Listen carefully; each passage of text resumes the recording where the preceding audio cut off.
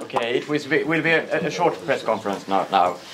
And I'm Sven Roman. I'm one of the founders of the Läkaruppropet, the Physicians' Appeal, and I'm very proud today. It's wonderful that we could organize this conference and that the doctors and scientists with the most advanced knowledge of a different approach to COVID management than the official one could and would come to Stockholm. 4 months ago, in September 21, we opened an account for donations to Läkaruppropet, the Physicians' Appeal. After 2 months, we had received 200,000 Swedish crowns, which corresponds to approximately 10,000 euro. No, 20,000 euro. And then we said, okay, maybe we could organize a conference. And here we are today. And later, when we will go to the conference room, in the room, 17 countries will be represented. The United States and Canada from North America, Israel from Asia, and 14 European countries. So, I don't think I need to say anything more, but that the lecturers could just introduce themselves and just say what they are going to talk about. You can start from the left. Yes? I'm John Stepling, and I'm an American writer, journalist, screenwriter, and I will be lecturing on the politics of the pandemic, both the cultural and political context in which the pandemic has been executed and presented by the media. And that's me. I'm Robert Malone. I'm an American physician and scientist and author, and I'll be speaking on fifth-generation warfare as it's been applied during the COVID crisis. I'm Jessica Rose. I'm a Canadian researcher, and I'm going to be speaking as well on the modified mRNA technology and some lessons and consequences. I'm Geert van den Bos. I'm a scientist from Belgium, and I'm going to speak about the evolution of the virus and the interaction with the immune system. Hi, I'm Sasha Latypova. I'm from the United States, and I'm retired pharmaceutical R&D executive. I'm going to speak about the role of U.S. government, Department of Defense, and in this orchestrated pandemic and response and line to the American public and people worldwide. I'm Asim Malhotra, a consultant cardiologist, and I'll be speaking about how to tackle the medical misinformation mess through something quite unusual, a concept called ethical evidence-based medicine. Who knew? Okay, I'm Michael Palmer. I'm an MD and biochemist from Canada, and I will only be participating in panel discussion. I won't present. Thank you. I'm Hans Singmark, also MD and pulmonologist. I have worked with patients during the pandemic and also during this vaccination campaign, and I'm going to talk about my experiences on the hospitals, both with patients and side effects. That's me. I'm Sture Blomberg. I'm a retired ICU doctor, and I'm going to talk about the benefits of large versus small medical studies and how they're going to use large studies to misinform about the real necessary medical studies which benefits people.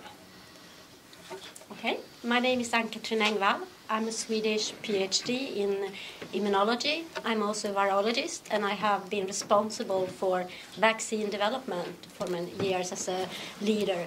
And nowadays I work I have a company, and I'm analyzing new drug development projects from the life science. And I'm going to talk about the mechanism for the pre-vaccines and how it works and how that is linked to side effects.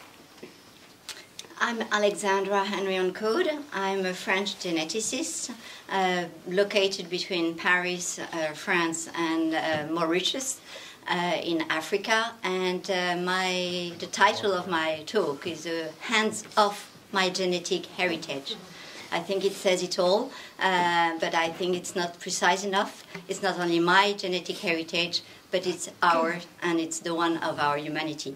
This will be one part of my talk. The other one will be what the RNA biology has actually gone positive into bringing some knowledge, some gap even between traditional medicine and what we can use as antiviral prospects.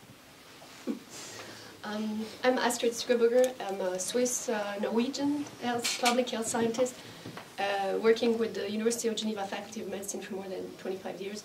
And I'm going to speak about my experience with the World Health Organization in international health regulation and emergency management, and what should have happened and has not happened, and how it has been totally mismanaged.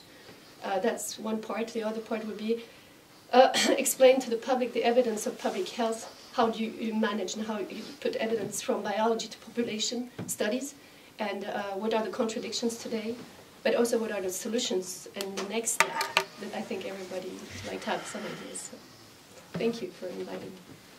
Hi, I'm Dr. Pierre Corey. I'm a lung and ICU specialist, and I'm the co-founder of a nonprofit organization that has developed protocols for treatment of COVID in all of its phases. And I'll be speaking about the suppression of the use of early repurposed drug treatment using censorship and propaganda on a global scale across medical journals, media, agencies, and research. My name is Dr. Meryl Nass. I am a defrocked internal medicine doctor trying to get my license back for treating early COVID and speaking the truth about the pandemic.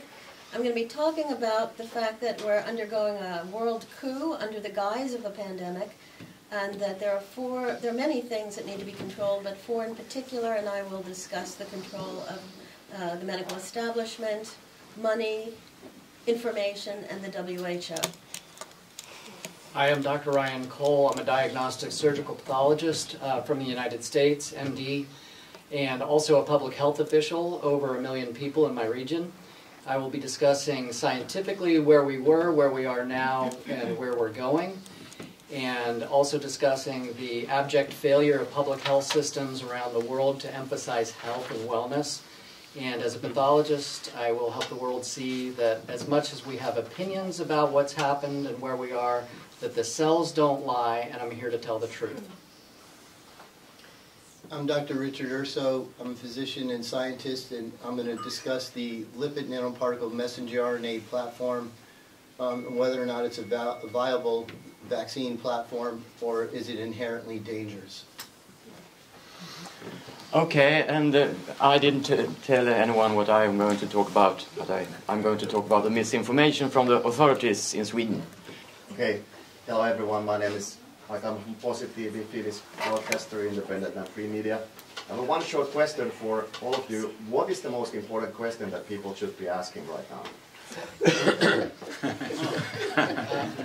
You ask the question. It depends on the nation. So that's a great question. What's the most important question? It depends on where in the world you are right now. Because some nations are actually logical and have moved forward. Coming from one of the most communist nations in the world, the United States, we still have a health emergency which doesn't exist. So is there a health emergency right now? No, there is not. Is there a health crisis? Yes, it's in the public health systems.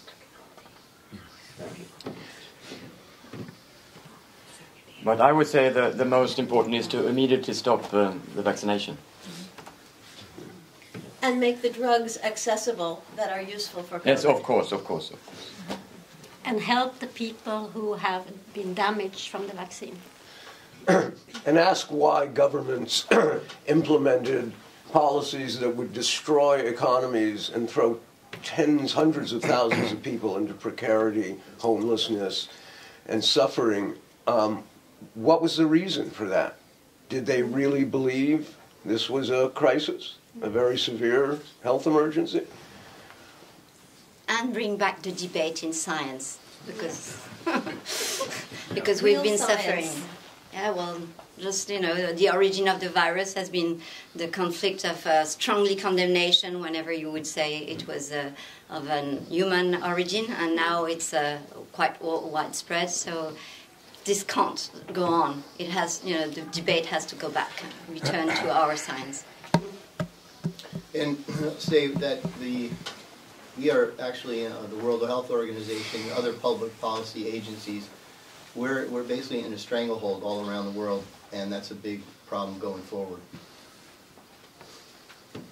I would also say keep on asking questions, to lift stones and ask questions to the public. Yes. I would say that. I think the most important question to ask is, why all the lying from around the world on almost every aspect of this disease? Yeah, and I would add pinpoint the responsibilities. What is happening is that lawsuits are going on all over the world, and the state is saying, no, it's WHO. The Ministry of Health is saying, no, it's not us, it is the department in the national country. And this is a mess, and they're trying to, throw the hot potato, like we say in French, to each other. And we have to really, all good lawyers, show how unjustified everything was, and they have a responsibility. They cannot just flee the government like they're doing in the WHO, and in many governments now. They're resigning. Suddenly, they're not there anymore. WHO executive, head has been changed. The head of science is going to be welcome. Mr. Sir Jeremy Farah, who is welcome, which is GSK. So if we don't pinpoint the responsibilities very quickly and make the wanted list, like in the Far West, yes, we will not manage. And Jeremy Farrar facilitated the cover-up with Fauci of the lab origin of COVID. I think the biggest question of all is, do the people of the world want safetyism and a nanny state, or do they want freedom? Well, I think they want freedom from lab-created organisms that their taxes paid for. Yes. that summarizes it well. And the question is, where does our tax go? We should have financial experts going with our tax, what we pay, and where does it go? And if it goes to WHO or to Gavi, which has been contracted actually, Gavi, WHO, and the World Bank have signed a contract in 2005. Our taxes go to pay the vaccine, experimental vaccine. But what people need to ask themselves, what people need to think about is, Big Tobacco lied and millions died. How similar is Big Pharma? Right. So we have one more question. Irina Lee from Norway. Could you please address the media silence in the mainstream media? How could we address that? It's inexplicable. Sponsored by Pfizer. Yes. So the Bill and Melinda Gates Foundation has spent at least $250 million bribing media companies. We know that the U.S. government, at least 12 agencies, has had hundreds of FBI agents and other people from other intelligence agencies directing the social media companies who to censor and how to censor them. We know that the federal government paid $200,000 a month to Twitter to compensate Twitter for staff time used to respond to the federal government requests for censorship. We know that Jim Jordan, who is now head of a committee in the House of Representatives, has told us that at least 80 FBI agents worked with Twitter alone to facilitate the suppression. We also know there was an amendment to the Smith-Mundt Act in 2013 or 14, which made it legal for the U.S. government to spend money to propagandize its own citizens. Before that, it was only legal to propagandize you, the rest of the world.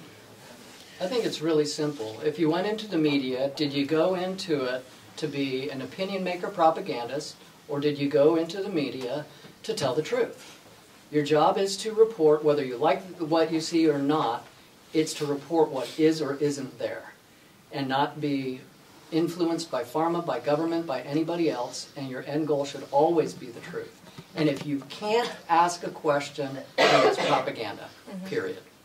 Yeah, and for the people who are being bought off, there's nothing more sensational than the truth. I don't see why everyone wouldn't be digging real hard to get to that, because that's all we need to do, especially the journalists. It's like, the truth is the best story out there, so. Big media is owned by 6 corporations after the Federal Communications Act of the United States, 1996, 2003. There was a massive contraction of media, so that you only had 6 corporations owning over 90% of media. print media, radio, television, everything, eventually the internet. That contraction allowed for absolute control of mainstream media. And they follow that. Look at the voices of dissent that spoke out early about the COVID protocols and the lockdowns and so on. They were pilloried, stigmatized, crucified in public. Why? Why was it suddenly not okay to ask questions? You have to look at that, I think. I would just like to add one thing, is that McKinsey is one of the company in WHO who does all the strategic and all the communication. I have information from inside, and they cannot speak, otherwise they will be fired. But McKinsey is, go and look for that. It's different levels of responsibility again, but they are helping the AP, AFP, and everybody to design their message everywhere in the world, the same message, the same profiling, and WHO is definitely led by a company of marketing. Go and see his page. And bringing back to Sven, an organization that I really want to thank you, it's actually very appropriate to gather us all, because a number of us have been speaking to media on a regular basis for different aspects in the past, and bingo, suddenly, I would say February 2020 arrives, and we are banned. And each time in each country they say, oh, it's because he or she was too brilliant, so she or he became crazy. The thing is that we are a number of mad people here, so it's always interesting to bring mad people together. Yes, it is. Yeah, and I think just to tag on to that, the effort was right from the beginning. It was super coordinated, and it was a collaborative effort. And it was from all sources in media. It was a real shock. Can I ask a question? I'm Katarina Janouch from Web TV in Sweden, the biggest alternative media. And I wonder, there are a lot of people of us who have relatives who have taken the jabs, and there are a lot of worries and concerns about people that we love. And there are millions of people who are taking this, and they are experiencing side effects. What would you say to them and to us with families, with loved ones who have succumbed to the propaganda? That we have been working on that aspect, addressing specifically the injuries since, at least I will speak for me, since November 2021. So it is our duty. I want to take advantage of this conference to bring some solutions to discuss. We already discussed some of them in the taxi, so we are working on solutions to any problem, I believe, and that's why I'm a researcher. I believe there is a solution. I specialize in the treatment of the vaccine injured, and I think the first thing is that there should be a call to action for more research, open discussion of what vaccine injury is, how it's caused, and how to treat it. I will say that in my network of colleagues, we're learning a lot on how to treat. I would generally, those who are vaccine injured have a lot of symptoms. However, there's a lot of the population who don't have symptoms and are wondering, are they at risk of something? And I think that's a difficult question to answer. I have some thoughts and hypotheses, but there's very little we know. We need to know a lot more about what's going on out there. But I would like to say that I think if you are over a year from your last vaccination and are largely healthy with no symptoms, I think that is a very good prognosis there. And so I don't think there should be general fear or worry about anyone's health. But I would agree with my colleagues. These have to stop. They are the most toxic medical intervention in history, and they are affecting an entire globe at the same time. If they are safe and effective, we have no problem. The problem is they are not safe or effective, and we're continuing to vaccinate. Yeah, one thing is they're not produced to good manufacturing practices. I'll have that in my talk. And so it's a bad news and also good news, because good news is that they can't make what they are advertising. So when you're discussing toxic mechanism, know that majority of people are fine because they couldn't make them. They made some garbage blanks, and there are some that are super toxic. So that explains why you have some people that have no side effects, and some people drop dead almost immediately. So, they ramped that up so quickly that the production side of it, the good batches are probably the bad batches, and the bad batches are probably the good batches. So the ones that were well produced started creating the side effects. And what we're seeing a year later, as they get into the boosters, they're actually better production and actually a lot more side effects. I think it's important for all of us to recognize that people have been injured by the vaccine, see them, acknowledge them, and every government on the planet Earth should be putting funding not into advertising an experimental shot, but rather putting all that funding into research to help these people. I think one problem is that there's so many individual factors influencing the side effects, and therefore you have to understand how this vaccine works, and what mechanisms they are inducing.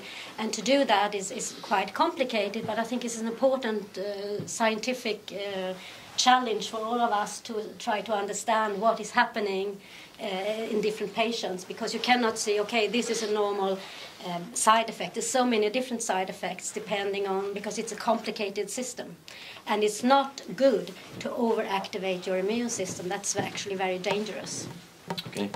I just want to reinforce what Pierre said. I think he's absolutely right. I think it's certainly when it comes to serious adverse effects, I think if you're more than 1 year post-vaccination, I think it's unlikely.